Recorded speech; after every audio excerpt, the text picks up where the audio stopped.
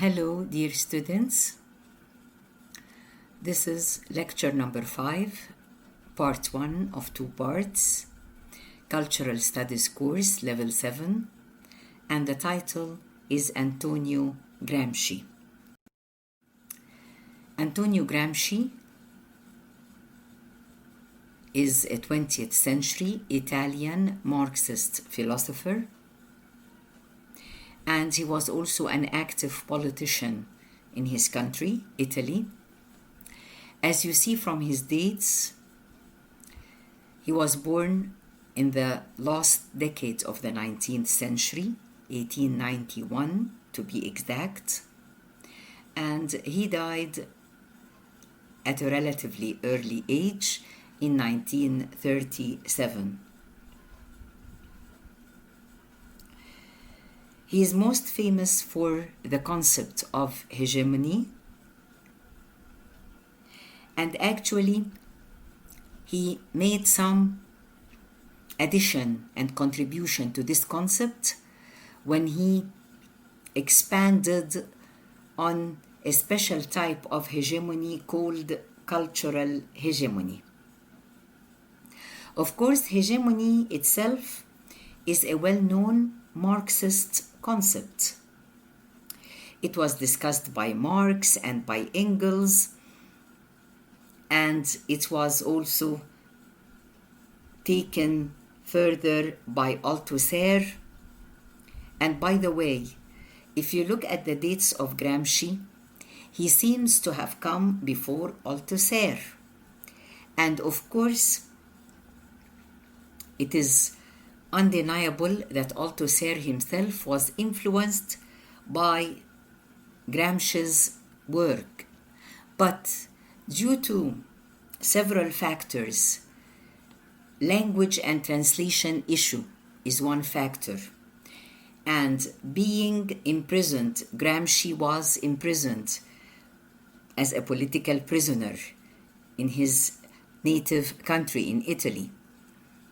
And while he was in prison, he wrote his most famous work known as the Prison Notebooks.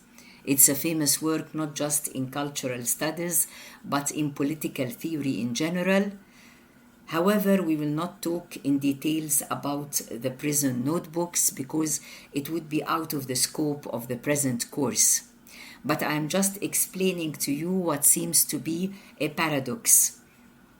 Looking at the dates of Althusser and then at the dates of Gramsci, it would seem that Gramsci is the earlier philosopher or the earlier intellectual or the influencer and teacher that would have influenced the work of Althusser. And this is both true and not true because, as we said, yes, Althusser was familiar with Gramsci's work and he built upon Gramsci's scholarship. But to other parts of Europe, for example, when we talk about England and the cultural critics of England and the discipline of cultural studies, when they read Althusser, they only knew Gramsci through Althusser. And Gramsci was known and in his full or on his own a bit later. Okay, so this is just an explanation of the paradox of the dates. So now let's go back to the important concepts in relation to Gramsci's work that we will be discussing. We said that we will begin with the concept of hegemony, and of course, Gramsci did not invent this concept. He simply expanded and explained it, but it was already there since the initial work of Marx and Engels. Hegemony is the process by which the ruling class attain control of the working classes, not just through political and economic coercion, but also through propagation of their own capitalist and bourgeois values and interests to convince the masses that these received ideas represent common sense. Thus, ensuring the stability of the status quo and protecting it against being challenged by the oppressed. As you see, this is totally in conformity with what we read or discussed in the lecture of Althusser. The ruling class, which here is referred to as the capitalist class and the bourgeois class, this would be the ruling class. And the ruled class, or the masses, or the working classes, there is this relation of domination between them. Hegemony would mean, literally, it means domination, السيادة or التحكم. So, hegemony would be the process by which the ruling class controls the ruled. The capitalist and bourgeois class controls the working class or the masses. Why? In order to protect the interests, the political and economic interests of the ruling class. And this can happen through political and economic coercion, as you see, and also through the propagation of capitalist and bourgeois values. This part of the definition is the part that Althusser later would grasp and explain in the categories of repressive state apparatus and ideological state apparatus. Gramsci did not mention the state apparatus, but Althusser, who came after him, divided this means of control into coercive means, which is the repressive state apparatus, and non-coercive means, which is the ideological state apparatus. Gramsci expressed this in a different way. He said that the ruling classes always try to convince the masses that what we tell you, the ideas that we tell you about, the ideas that you receive from us, they are just common sense. They are how things have always been and how things will always be. For example, they would use religion to say that God did not create all human beings equal. God created some people as better than others. There are masters and there are slaves. There are rich and there are poor, ruler and ruled. This is the condition of humanity. It has always been the condition of human life, and we accept this as common sense. And then, for example, they try to use education or the media or the family unit itself at the beginning of one's life to propagate these ideas as if this is the common sense, as if anything else would be a sort of crazy thinking, or like something which is out of the normal, something which is unnatural, not the natural order of things. Okay? So this is the way that Gramsci put it. So you can see that Gramsci and Althusser, they almost have the same argument, but they express it in different ways. Today we are focusing on Gramsci, and before that we focused on Althusser. So Gramsci uses the term received ideas and capitalist and bourgeois values, and how the ruling class indoctrinate the masses and make them believe and accept the values of the ruling class and make them see it as if this is the natural order of things, the way things have always been, the common sense. So that if you want to question these ideas, to challenge them, to criticize them, to even try to think about them in a critical way, this would not be acceptable. It would be like you are a rebellious person, or you are even a mad person. And in both cases, you are a danger to society. Either you are an outlaw and you deserve to be put in prison, or you are a sick man or a sick woman and you deserve to be put in a mental asylum or mental institution, hospital for the mentally afflicted. You see how it is. And this way, by violence and by indoctrination, by coercion and non-coercion, the ruling class keeps the status quo. The status quo is like al-wad' al-rahin, the things as they are. The society as it is divided into upper classes and lower classes, and everyone would accept this as the norm. And if you dare to rebel against this, everyone, maybe your own family, will look at you as an abnormal person, either a crazy person or a pervert, a criminal, a fanatic, whatever sort of unnatural characteristics they might give to you. Okay, now let us move to another slide. In this slide, you have a very important classification of intellectuals, and Gramsci was the first who initiated this classification. Intellectuals are always important in Marxist theory and in cultural studies in general, because intellectuals are supposed to be the consciousness-raising segment of the population. They are the leaders, the potential leaders of the people.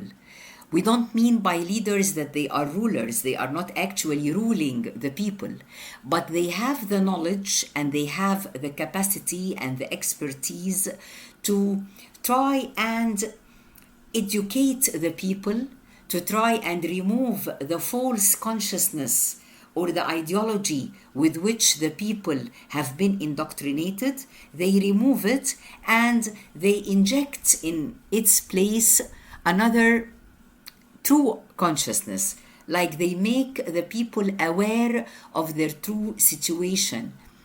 These are the intellectuals. That's why you will come across this term in the works of many authors, notably Althusser, Gramsci, and later Frantz Fanon. They will always be using intellectuals. For example,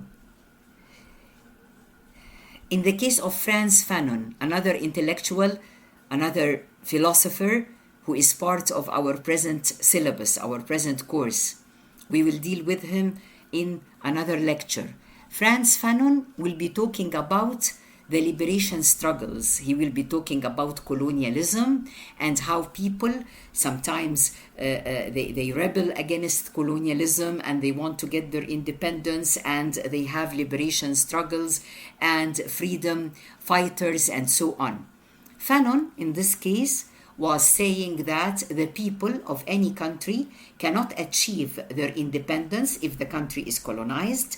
They cannot achieve their independence unless they are led by intellectuals coming from their own population, from their own culture. Fanon calls them the native intellectuals, not intellectuals from a different culture, alien ones or ones from abroad. No, the native ones. They are the ones who have the responsibility to lead the people in their struggle for liberation. And this is what Fanon says. So let us here return to Gramsci.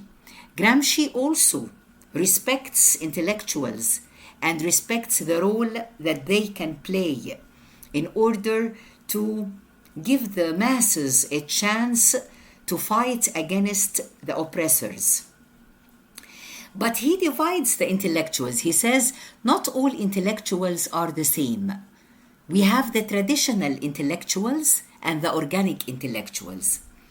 Gramsci is very keen to point to us that traditional intellectuals are never helpful to the masses. They do not help the people.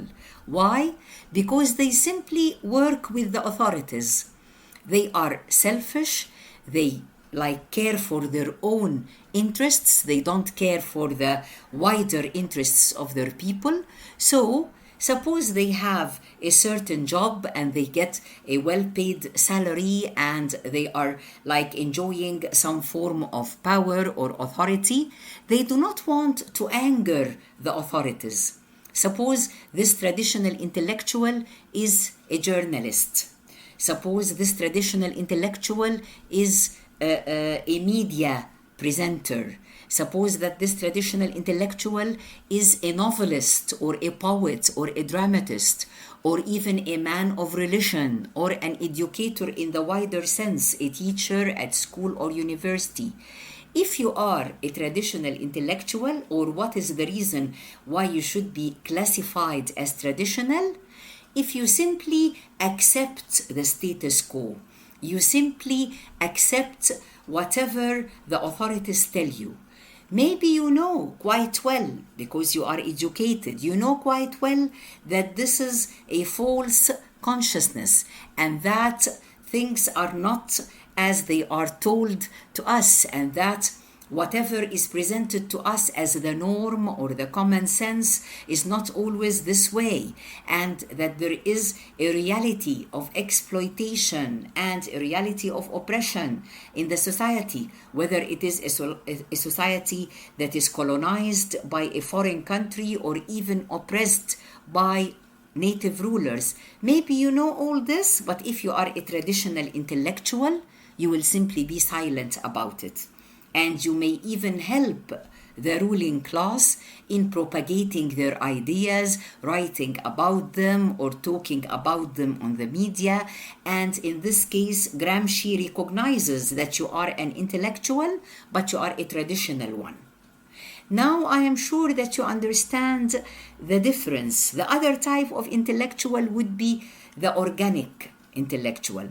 Organic because he is really related to his people as if they are one body. The word organic always makes us think of living creatures, like we are talking about an animal or a plant or even the human body and the different organs of the body. The body is forms of organs like the heart, the liver, the brain, the arms, the legs.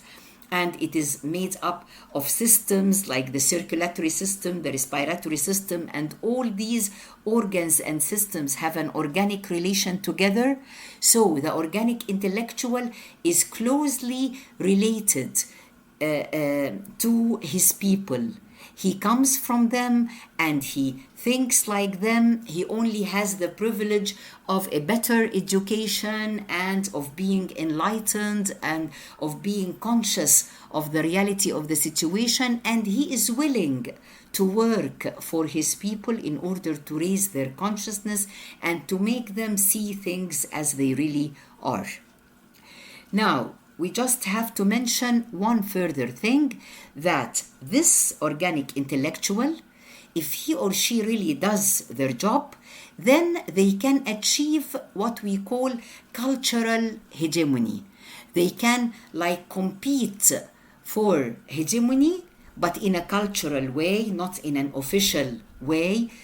They can compete through the ideological state apparatus, in Althusserian terms, not the repressive ones, and they can help their people. We have come to the end of this part of Gramsci's lecture. Thank you and good luck.